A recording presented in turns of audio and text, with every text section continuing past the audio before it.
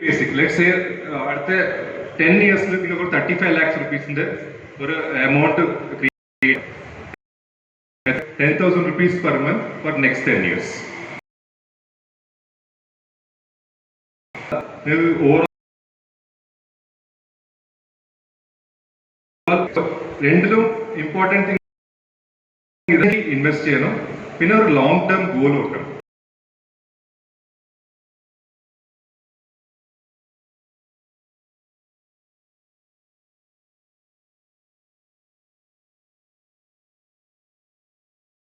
നിങ്ങളെ റിലേറ്റീവ്സോ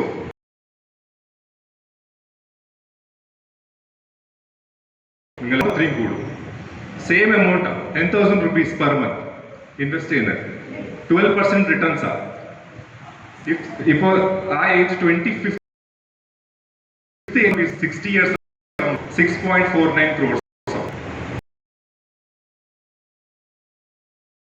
നിങ്ങൾ ഇന്ന് മുതൽ ഇൻവെസ്റ്റ് ചെയ്യാൻ തുടങ്ങിയാൽ അതേ ഓൺലി 1 crore ആവും. സോ നിങ്ങൾ എത്രയും വേഗം ഇൻവെസ്റ്റ്മെന്റ് ചെയ്യാൻ തുടങ്ങിയാൽ നിങ്ങളുടെ ഓവറോൾ റിട്ടേൺസ് ഫ്യൂച്ചറിൽ അത്രയും വലുതായി. Investment early age is very important. Your relatives, sons, daughters, anyone, right? Anyone who is looking to invest, ഏറ്റവും കൂടുതലാണ് ഏറ്റവും early age ഇൻവെസ്റ്റ് ചെയ്താൽ നല്ലത്. Right? Last slide. So, IFA പറഞ്ഞ independent financial adviser.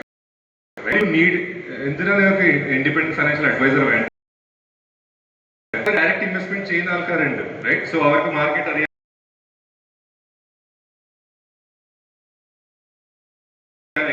Only 12%. So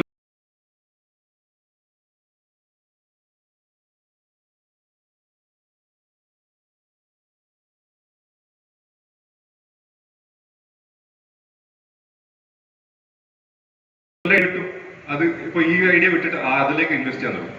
so എന്താവോ ഇത് investment ചെയ്യുമ്പോൾ consistency ഇല്ലെങ്കിൽ ഓവറോൾ റിട്ടേൺസ് ഭയങ്കര ലോ ആയി. സോ അതിന് വേണ്ടിയിട്ട് ഒരു ഫൈനാൻഷ്യൽ അഡ്വൈസർ നിങ്ങൾക്ക് ആ കൺസിസ്റ്റൻസി നിങ്ങളെ ഇൻവെസ്റ്റ്മെന്റിൽ കാണിച്ചു കൊടുക്കും.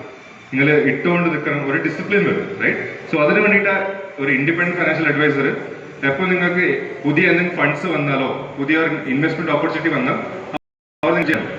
ഇത് എന്റെ അഡ്വർടൈസ്മെന്റ് അല്ല, ജനറലി IFAസിന്റെ